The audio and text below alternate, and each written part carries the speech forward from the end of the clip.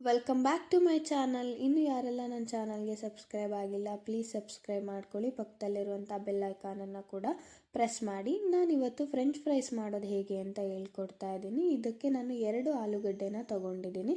ಸಿಪ್ಪೆನ ನೀಟಾಗಿ ತೆಗೆದ್ಬಿಟ್ಟು ತೊಗೊಂಡಿದ್ದೀನಿ. ಸೊ ಇದನ್ನು ವಾಶ್ ಮಾಡ್ಕೊಳ್ಳೋಣ. ಇದನ್ನು ವಾಶ್ ಮಾಡ್ಕೊಂಡ ನಂತರ ಅದನ್ನು ಕಟ್ ಮಾಡ್ಕೊಳ್ಳೋಣ. ಫ್ರೆಂಚ್ ಫ್ರೈಸ್ ಯಾವ ಶೇಪಲ್ಲಿರುತ್ತೋ ಆ ಶೇಪಲ್ಲಿ ಕಟ್ ಮಾಡ್ಕೊಳ್ಳೋಣ. ಸೊ ನೋಡಿ ನಾನು ಈ ಥರ ಕಟ್ ಮಾಡ್ಕೊಳ್ತಾ ಇದ್ದೀನಿ. ಫಸ್ಟು ನೀಟಾಗಿ ಉದ್ದ ಉದ್ದ ಕಟ್ ಮಾಡ್ಕೊಳ್ತಾ ಇದ್ದೀನಿ. ಸೊ ನಿಮಗೆ ಎಕ್ಸಾಕ್ಟ್ ಫ್ರೆಂಚ್ ಫ್ರೈ ಶೇಪಲ್ಲೇ ಬೇಕು ಅಂತಂದರೆ ಕರೆಕ್ಟಾಗಿ ಅದೇ ಶೇಪಲ್ಲೇ ಕಟ್ ಮಾಡ್ಕೊಳ್ಳಿ. ಬಟ್ ಕಟ್ ಮಾಡ್ಕೋಬೇಕಾದ್ರೆ ತುಂಬ ದಪ್ಪದಾಗೂ ಕಟ್ ಮಾಡ್ಕೋಬೇಡಿ, ತುಂಬ ತೆಳುವಾಗೂ ಕಟ್ ಮಾಡ್ಕೋಬೇಡಿ. ದಪ್ಪ ಕಟ್ ಮಾಡಿದ್ರೆ ಏನಾಗುತ್ತೆ, ಒಳಗಡೆ ಬೇಯೋದಿಲ್ಲ. ತುಂಬ ತೆಳುವಾಗಿ ಕಟ್ ಮಾಡಿಕೊಂಡ್ರೆ ಒಂಥರ ಗಟ್ಟಿ ಆಗಿಬಿಡುತ್ತೆ. ಸೊ ಫ್ರೆಂಚ್ ಫ್ರೈಸ್ ಯಾವಾಗಲೂ ಮೇಲೆ ಕ್ರಿಸ್ಪಿ ಆಗಿರಬೇಕು, ಒಳಗಡೆ ಸಾಫ್ಟ್ ಆಗಿರಬೇಕು. ಸೊ ನಾನಿವಾಗ ತೋರಿಸ್ತಾ ಇದ್ದೀನಲ್ಲ, ಇಷ್ಟು ಸೈಜಲ್ಲಿ ನೀವೇನು ಮಾಡ್ಕೊಳ್ಳಿ, ನೀಟಾಗಿ ಕಟ್ ಮಾಡ್ಕೊಳ್ಳಿ. ಸೊ ಇಷ್ಟಾದ್ರೂ ಸಾಕಾಗುತ್ತೆ. ಕರೆಕ್ಟಾಗಿ ಈ ಸೈಜಿಗೆ ನೀವು ಕಟ್ ಮಾಡ್ಕೊಳ್ಳಿ. ಸೊ ನಾನಿವಾಗ ಕಟ್ ಮಾಡ್ಕೊಂಡಿರೋಂಥ ಎಲ್ಲ ಫ್ರೆಂಚ್ ಫ್ರೈಸ್ನು ಕೂಡ ನೀರಲ್ಲಿ ಹಾಕ್ಬಿಟ್ಟು ನೀಟಾಗಿ ವಾಶ್ ಮಾಡ್ಕೊಳ್ತಾ ಇದ್ದೀನಿ. ಸೊ ಅದನ್ನೆಲ್ಲ ನೀರಲ್ಲಿ ಹಾಕ್ಕೊಂಡು ಅದಕ್ಕೆ ನಾನಿವಾಗ ಏನು ಮಾಡ್ತೀನಿ, ಸ್ವಲ್ಪ ಉಪ್ಪನ್ನು ಹಾಕ್ಕೊಳ್ತೀನಿ. ಓಕೆನಾ. ಸೊ ನೋಡಿ, ಈಗ ಇದಕ್ಕೆ ನಾನು ಸ್ವಲ್ಪ ಉಪ್ಪನ್ನು ಹಾಕ್ಕೊಂಡು ನೀಟಾಗಿ ಇನ್ನೊಂದು ಸರಿ ವಾಶ್ ಮಾಡ್ಕೊಳ್ತಾ ಇದ್ದೀನಿ. ಇದನ್ನು ನಾವು ರೆಸ್ಟಿಗೆ ಬಿಡಬೇಕು. ಸೊ ಇವಾಗ ಒಂದು 5 ಮಿನಿಟ್ವರೆಗೂ ನಾವೇನು ಮಾಡೋಣ, ಇದನ್ನು ರೆಸ್ಟಿಗೆ ಬಿಡೋಣ. ಅದು ಉಪ್ಪಿನ ನೀರೊಳಗಡೆ ನೆನ್ಕೋಬೇಕು. ಓಕೆ, ಇವಾಗ 5 ಮಿನಿಟ್ಸ್ ಆಗಿದೆ. ನೋಡಿ ಎಷ್ಟು ನೀಟಾಗಿ ಕ್ಲೀನ್ ಆಗಿದೆ ಅಂತ. ಸೊ ಇದನ್ನು ನಾವೇನು ಮಾಡಬೇಕು ಅಂತಂದರೆ ಇದನ್ನು ಫಸ್ಟ್ ಬೇಯಿಸ್ಕೋಬೇಕು. ಸೊ ನಾನಿವಾಗ ಸ್ಟವ್ ಆನ್ ಮಾಡ್ತಾ ಇದ್ದೀನಿ. ನಾನಿವಾಗ ಪಾತ್ರೆ ಇಟ್ಕೊಂಡು ಅದಕ್ಕೆ ನೀರು ಹಾಕ್ಕೊಳ್ತಾ ಇದ್ದೀನಿ. ಇದು ಫ್ರೆಂಚ್ ಫ್ರೈಸ್ ಮಾಡೋದಕ್ಕೆ ತುಂಬ ಟಿಪ್ಸ್ಗಳಿದೆ. ಸೊ ಆ ಪ್ರೊಸೀಜರ್ನ ಕರೆಕ್ಟಾಗಿ ಮೇಂಟೈನ್ ಮಾಡಬೇಕು. ಹಾಗೆ ಆ ಟಿಪ್ಸ್ಗಳನ್ನೂ ಕೂಡ ಕರೆಕ್ಟಾಗಿ ಮೇಂಟೈನ್ ಮಾಡಬೇಕು. ನಾರ್ಮಲ್ ಕಟ್ ಮಾಡಿ ಹಾಗೆ ಹಾಕ್ತೀವಿ, ಎಣ್ಣೆಲಿ ಫ್ರೈ ಮಾಡ್ತೀವಿ ಅಂತಂದರೆ ಆಗಲ್ಲ. ಸೊ ಸ್ವಲ್ಪ ಪ್ರೊಸೀಜರ್ ಜಾಸ್ತಿ ಇರುತ್ತೆ, ಅದನ್ನು ಕರೆಕ್ಟಾಗಿ ತಿಳ್ಕೊಳ್ಳಿ. ಸೊ ನಾನಿವಾಗ ನೀರಿಗೆ ಕಟ್ ಮಾಡ್ಕೊಂಡಿರೋಂಥ ಆಲೂಗಡ್ಡೆನ ಹಾಕ್ಕೊಂಡು ಸ್ವಲ್ಪ ಉಪ್ಪು ಹಾಕ್ಕೊಂಡು ಬೇಯಿಸ್ಕೊಳ್ತಾ ಇದ್ದೀನಿ. ಒಂದು 5 ಮಿನಿಟ್ಸ್ ಏನು ಮಾಡಬೇಕು ಅಂದರೆ ಇದನ್ನು ನೀರಲ್ಲಿ ನೀಟಾಗಿ ಬಾಯ್ಲ್ ಮಾಡ್ಕೋಬೇಕು. ಒಳಗಡೆ ಸಾಫ್ಟ್ನೆಸ್ ಬರಬೇಕು ಅಂತಂದರೆ ಇದೇ ಮೇನ್ ಪ್ರೊಸೀಜರು. ಸೊ ನೋಡಿ, ಇದು ಆಗಿದೆ, ಆಲ್ಮೋಸ್ಟ್ ಆಗಿದೆ. ಸೊ ಚೆಕ್ ಮಾಡ್ಕೊಳ್ಳೋಣ. ನೋಡಿ, ಆಲ್ಮೋಸ್ಟ್ ಇದಾಗಿದೆ. ಸೊ ಇದನ್ನು ಜಸ್ಟ್ ನೀರಲ್ಲಿ ಒಂದು 5 ಮಿನಿಟ್ಸ್ವರೆಗೂ ಅಷ್ಟೇ, ಜಾಸ್ತಿ ಮತ್ತು ಬೇಯಿಸ್ಕೊಳ್ಳೋದಕ್ಕೆ ಹೋಗ್ಬೇಡಿ. ಒಂದು ಅರ್ಧ ಬೆಂದಿರಬೇಕು ಅಷ್ಟೇ, ಮೇಲ್ಗಡೆ ಲೇಯರ್ ಒಂದು ಅರ್ಧ ಬೆಂದಿರಬೇಕು.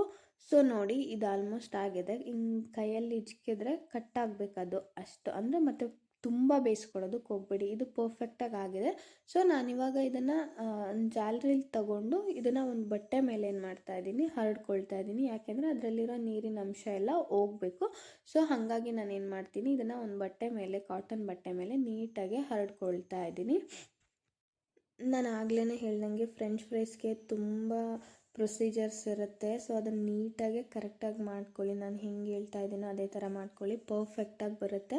ಸೊ ನಾನಿವಾಗ ಆಲೂಗಡ್ಡೆಲಿದ್ದಂಥ ಎಕ್ಸ್ಟ್ರಾ ವಾಟರ್ ಏನಿತ್ತಲ್ಲ ಅದನ್ನೆಲ್ಲ ತೆಕ್ಕೊಳ್ತಾ ಇದ್ದೀನಿ. ನೋಡಿ, ಹೀಗೆ ನೀಟಾಗಿ ಡ್ರೈ ಆಗಬೇಕು. ಹಿಂಗೆ ಕೈಯಲ್ಲಿ ಮುರಿದ್ರೆ ಅದು ಕಟ್ ಆಗಬೇಕು. ಅಷ್ಟು ಮಟ್ಟಿಗೆ ನೀವು ಬೇಯಿಸ್ಕೊಳ್ಳಿ, ಅಷ್ಟಾದರೆ ಸಾಕು. ಓಕೆ, ನೋಡಿ ನೀರೆಲ್ಲ ಡ್ರೈ ಆಗಿದೆ. ನಾವಿವಾಗ ಇದನ್ನು ಫ್ರೈ ಮಾಡ್ಕೊಳ್ಳೋಣ. ಸೊ ಇದನ್ನು ನಾವು ಫ್ರೈನ ಒಂದೇ ಸರಿಗೆ ಹಾಕ್ಬಿಟ್ಟು ಮಾಡ್ಕೊಳ್ಳೋದಕ್ಕೆ ಬರೋದಿಲ್ಲ. ಅದನ್ನು 2 ಸರಿ ನಾವು ಫ್ರೈ ಮಾಡ್ಕೋಬೇಕು. ಅದು ಹೇಗೆ ಅಂತ ನಾನು ತೋರಿಸ್ಕೊಡ್ತೀನಿ. ಸೊ ಈ ಥರ ಸ್ಮಾಲ್ ಟಿಪ್ಸ್ ಇದೆ ಫ್ರೆಂಚ್ ಫ್ರೈಸ್ ಮಾಡೋದಕ್ಕೆ. ಅದನ್ನು ನೀವು ಕರೆಕ್ಟಾಗಿ ಮೇಂಟೈನ್ ಮಾಡಬೇಕು. ನಾನಿವಾಗ ಬಾಣಲಿ ಇಟ್ಕೊಂಡು ಎಣ್ಣೆ ಹಾಕ್ಕೊಂಡಿದ್ದೀನಿ, ಅದು ಕಾದಿದೆ. ಸೊ ಐ ಫ್ಲೇಮಲ್ಲಿ ನಾನೇನು ಮಾಡ್ತಾಯಿದ್ದೀನಿ, ಅದು ಫ್ರೆಂಚ್ ಫ್ರೈಸ್ ಏನು ಬೇಯಿಸ್ಕೊಂಡಿದ್ವಲ್ಲ ಅದನ್ನು ನಾನು ಎಣ್ಣೆ ಒಳಗಡೆ ಹಾಕ್ಕೊಂಡ್ಬಿಟ್ಟು ನೀಟಾಗಿ ಇದು ಮಾಡ್ತಾಯಿದ್ದೀನಿ. ಇದನ್ನು ಜಸ್ಟ್ 2 ಮಿನಿಟ್ಸ್ ಅಷ್ಟೇ ಏನು ಮಾಡಬೇಕು ಅಂದರೆ ಎಣ್ಣೆಲಿ ಕರಿಬೇಕು. ಅದಕ್ಕೂ ಜಾಸ್ತಿ ಕರಿಬಾರ್ದು. ಮತ್ತೆ ಒಂದು ಸರಿ ಅದನ್ನು ಇನ್ನೊಂದು ಸರಿ ಎಣ್ಣೆಲಿ ಕರಿಬೇಕಾಗುತ್ತೆ. ಸೊ ಹಾಗಾಗಿ ಅದನ್ನು ಹಾಕಿ 2 ಮಿನಿಟ್ಸ್ ಬಾಯ್ಲ್ ಮಾಡ್ಕೊಳ್ಳಿ, ಆಮೇಲೆ ತೆಕ್ಕೊಳ್ಳಿ. ಓಕೆನಾ. ಅದನ್ನು 2 ಮಿನಿಟ್ಸ್ ಮಾತ್ರ ಎಣ್ಣೆಲಿ ಫ್ರೈ ಮಾಡಿಕೊಂಡು ತೆಕ್ಕೋಬೇಕು. ಸೊ ನೋಡಿ, ಇದು ಎಣ್ಣೆಲಿ ಹಾಕಿದ ತಕ್ಷಣ ಈ ಥರ ಎಲ್ಲ ಬಬಲ್ಸ್ ಬರುತ್ತೆ. ಸೊ ಜಸ್ಟ್ ಓನ್ಲಿ 2 ಮಿನಿಟ್ಸ್, ಅದಕ್ಕೂ ಜಾಸ್ತಿ ಅದು ಎಣ್ಣೆಲಿ ಫ್ರೈ ಮಾಡೋದಕ್ಕೆ ಹೋಗ್ಬಿಡಿ. ನೋಡಿ, ಈ ಥರ ಎಲ್ಲ ಆಗಬೇಕು. ಈ ಥರ ಮೇಲ್ಗಡೆ ಒಂದು ಲೇಯರ್ ಮಾತ್ರ ಏನಾಗಬೇಕು, ಅದು ಫ್ರೈ ಆಗಬೇಕು. ಸೊ ಇವಾಗ ನಾನು ತೆಕ್ಕೊಳ್ತಾ ಇದ್ದೀನಿ. ಪರ್ಫೆಕ್ಟಾಗಿ ಆಗಿದೆ ಇದು. ಸೊ ಈ ಥರ ಆಗಬೇಕು. ಹಿಂಗಾದ್ಮೇಲೆ ನಾನು ತೆಕ್ಕೊಂಡಿದ್ದೀನಿ. ಇದನ್ನು ನಾನು ಅದರಲ್ಲಿ ಸ್ವಲ್ಪ ಮಾತ್ರ ನಾನಿವಾಗ ಮಾಡಿ ತೋರಿಸ್ತಾ ಇದ್ದೀನಿ. ಇನ್ನು ರಿಮೈನಿಂಗ್ ಇನ್ನೊಂದು ಸರಿ ಮಾಡೋಣ ಅಂತ ಎತ್ತಿಟ್ಕೊಳ್ತೀನಿ. ಸೊ ನಾನಿವಾಗ ನೋಡಿದ್ರಲ್ಲ, ಅದು ತಣ್ಣಗಾಗಬೇಕು. ನಾವೇನು ಕರೆದಿಟ್ಕೊಂಡಿದ್ವಲ್ಲ ಅದು ತಣ್ಣಗಾದ್ಮೇಲೆ ಮತ್ತೆ ಒಂದು ಸರಿ ಎಣ್ಣೆ ಒಳಗಡೆ ಹಾಕಿ ನೀಟಾಗಿ ಡೀಪ್ ಫ್ರೈ ಮಾಡಬೇಕು. ಇದು 2 ಸರಿ ನಾವು ಫ್ರೈ ಮಾಡಬೇಕಾಗತ್ತೆ, ನೆನ್ಪಿಟ್ಕೊಳ್ಳಿ. ಸೊ ನೋಡಿ, ಈಗ ರಿಮೈನಿಂಗ್ ಇರೋವಂಥದ್ದನ್ನು ನಾನು ಏರ್ ಟೈಟ್ ಕಂಟೈನರ್ ಒಳಗಡೆ ಹಾಕಿ ಎತ್ತಿಡ್ಕೊಳ್ತಾ ಇದ್ದೀನಿ. ಇದನ್ನು ಒಂದು ಸರಿ ಏನು ನೀವು ಫ್ರೈ ಮಾಡಿಕೊಂಡು ತೆಗೆದಿರ್ತೀರಲ್ಲ 2 ಮಿನಿಟ್ಸು, ಅದನ್ನು ನೀವು ಏರ್ ಟೈಟರ್ ಬಾಕ್ಸ್ ಒಳಗಡೆನೋ ಅಥವಾ ಜಿಪ್ಲಾಕ್ ಕವರ್ ಒಳಗಡೆನಾದರೂ ಹಾಕಿ ಫ್ರಿಡ್ಜ್ ಒಳಗಡೆ ಒಂದು 15 to 20 ಡೇಸ್ವರೆಗೂ ಇಟ್ಕೊಂಡು ಯಾವಾಗ ಬೇಕಾದರೂ ಫ್ರೈ ಮಾಡ್ಕೋಬೋದು.